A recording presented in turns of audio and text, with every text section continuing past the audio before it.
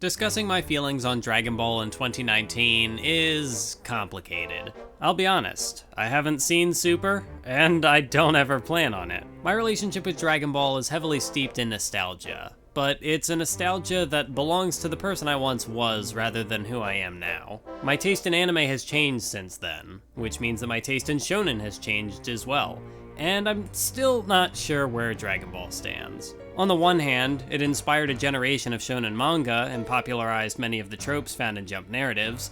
On the other, it's very much a product of its time. The last chapter was published over 20 years ago, and in those 20 plus years, the shonen landscape has changed. Other stories have since taken that Dragon Ball influence and passed it on to new stories influenced by those stories. And so while the original will always hold a special place in my heart for the impact it has had on both me and the industry it exists within, any and all spin-offs or sequels have to somehow recapture that magic while also evolving with the times. It's a messy contradiction that has plagued everything attached to the franchise, and I've had to question whether or not I even want more Dragon Ball. In many ways, I don't.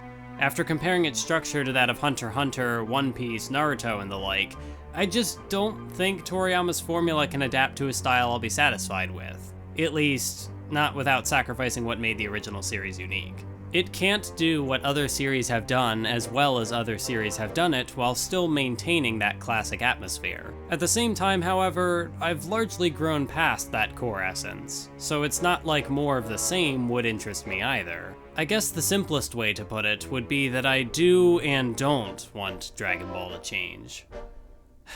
But that doesn't make any sense, so I guess I'm gonna have to be more specific. My favorite part of Resurrection F was the banter between characters, the highlight being Bulma starting an argument with the titular tyrant. Frieza's new character trait of having to explain fancy words makes him even more pretentious, and I love it. Instead of ruling the universe with an iron fist, I was serenaded by teddy bears! This particular line of dialogue strikes a perfect balance between comedy and severity, but better still, it stays true to his personality and offers a new direction for his character to take. Unfortunately, the rest of the script plays him entirely straight, as if he were plucked right from Namek in the 90s. And that's to the film's detriment. The invincible Lord Freeza is iconic, but like I mentioned earlier, what worked before isn't guaranteed to work now. Dragon Ball isn't what it used to be, just as the Z portion of the story wasn't what the original once was, and to ignore that evolution is foolish. The series has always been simple, but among the many changes over the course of its weekly serialization was a significant tone shift around the start of the Demon King Piccolo arc. Drama and spectacle may have been featured prior to this point, but they were almost always balanced out by gags and other moments of levity. Comedy was as core to the Dragon Ball experience as anything else, but as time progressed and the stakes heightened, that comedy faded further into the background. Not entirely, as it stuck around through characters like Yajirobe and the Ginyu Force, but you certainly didn't see anyone block a solar flare by wearing sunglasses or inflate into a balloon to dodge attacks. The best I can think of is Goku biting Frieza's tail that one time, but that's a far cry from the antics of, say, Goku vs. Jackie Chun. The tone would eventually shift back towards the comedic after a certain world martial arts champion was introduced, but that was late into the Cell saga. As a result, the Freeza arc, and by extension Freeza himself, represent a totally different stage in Dragon Ball's production than the beginning and end of the series. How this ties back into modern Dragon Ball is complicated to say the least. Battle of Gods featured a tone similar to that of the Buu arc, which was in turn tonally similar to the franchise's origin. However, the most popular material was, of course, the Z portion, which mostly covered that more serious section of the story. So when it comes to the matter of Freeza, something needs adjusting. There's a case to be made with regards to Dragon Ball becoming a caricature of its former self, but part of that can be attributed to the original manga being something of a mess in its own right. Toriyama's infamous style of on-the-fly writing has been well documented and debated for decades, and although I can't speak for anything the Super TV anime had to offer, I'm more than happy to give my 2 cents on the films. We'll put a pin in the Frieza discussion for now, because he's far from the only issue I have with Resurrection F. Power levels! Love them or hate them, they do represent something crucial to action stories, and that's stakes. Dragon Ball has been on the planetary destruction level since Namek, and while things could technically still expand to a universal level or whatever, the difference isn't really quantifiable. When a planet blows up, everyone dies. When 2 planets blow up, everyone dies times 2. Everyone dies times 3, times 4, times 5. The point is that characters have long since reached a level of strength where the only stake that matters is the fate of everyone, but there are only so many ways to recycle that narrative. It's repetitive, and when the stakes constantly boil down to everything at once, nothing in particular, there's no impact. Watching the supporting cast crush a bunch of goons was fun for all of a few seconds until I quickly realized that none of it mattered. At least Piccolo has the tiniest bit of influence on the Broly plot when he teaches Vegeta the fusion dance. It's not much, but I'll take that over nothing. I'm fine with the fan service, because that's obviously why these guys were here, but you could cut the henchmen, have Freeza one-shot Gohan immediately, and nothing would be lost because they don't stand a chance against Freeza either way. Fortunately, it only takes up 10 minutes, roughly a ninth of the film's runtime. That's a decent chunk of time wasted on filler, but it pales in comparison to the 30 minutes of tensionless nothing that is the climax. When the main antagonist can't even beat one protagonist on his own, why does his revenge quest get an entire film? Freeza has to cheat to avoid losing to one of multiple potential opponents.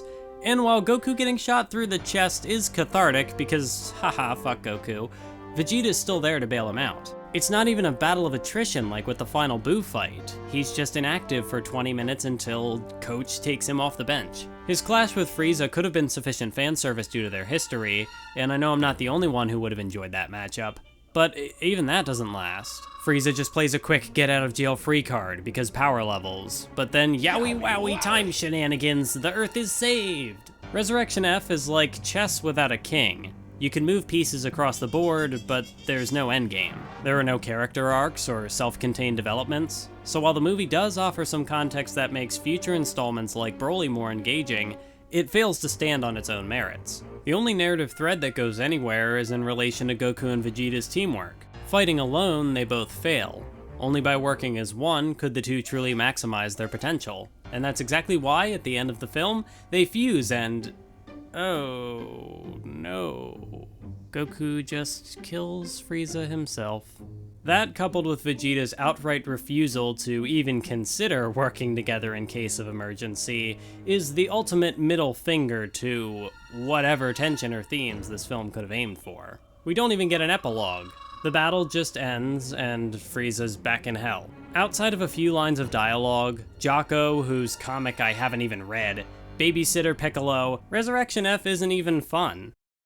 Thankfully, Dragon Ball Super Broly is hella fun. From the designs, to the character acting, to the oh-so-gorgeous Sakuga spectacles, the franchise has never looked better, top to bottom, than it does here. The plot doesn't take itself too seriously either, which is a refreshing throwback to the wacky days of old. I was gonna make myself look younger, okay?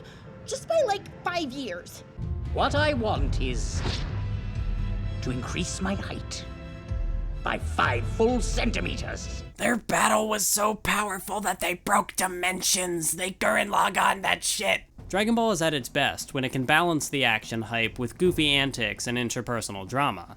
And in that regard, Broly hits the perfect middle ground. It does the same obligatory 30-minute fight scene that happens in pretty much every other Dragon Ball movie, but sprinkled throughout that are moments of levity, like Frieza having Broly just thrown at him. It advances the plot by giving the villain his comeuppance, while also breaking up the monotony of fisticuffs and energy blasts. I wouldn't say Broly perfects the movie formula or anything, and I do think my initial wave of, oh my god, this is the best Dragon Ball has ever been, gave it too much credit.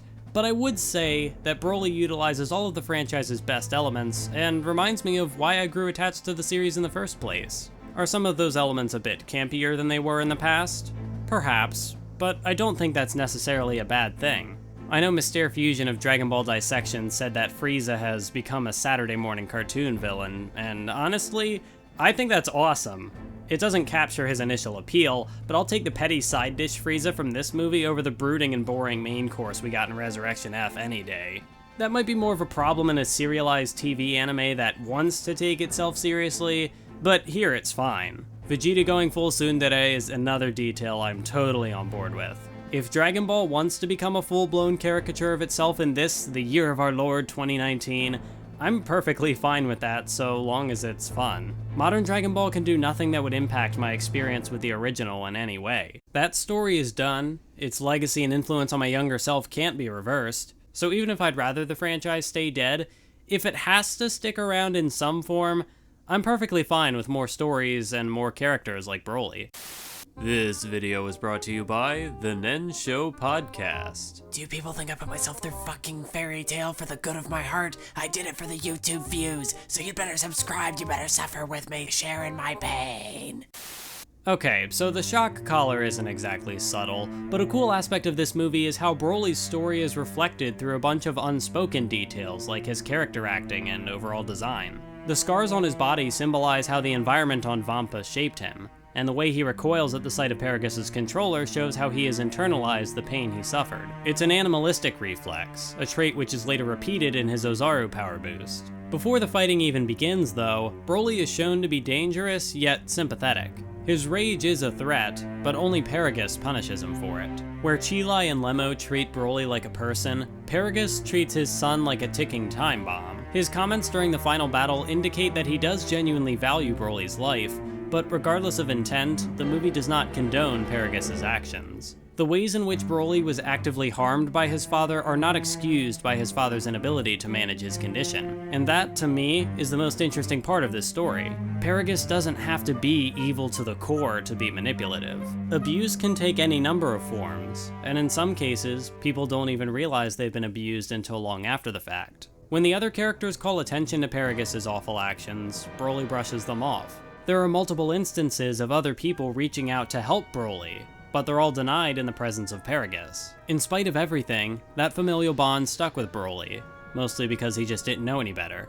And when Paragus dies, Broly's grief feeds his anger. Even if Paragus is a terrible, terrible influence, Broly's mindset is portrayed in such a way that acknowledges that it's not always so easy to just cut terrible influences out of one's life. It's only after Broly is freed from his father and surrounded by caring friends that he's able to accept help and move forward.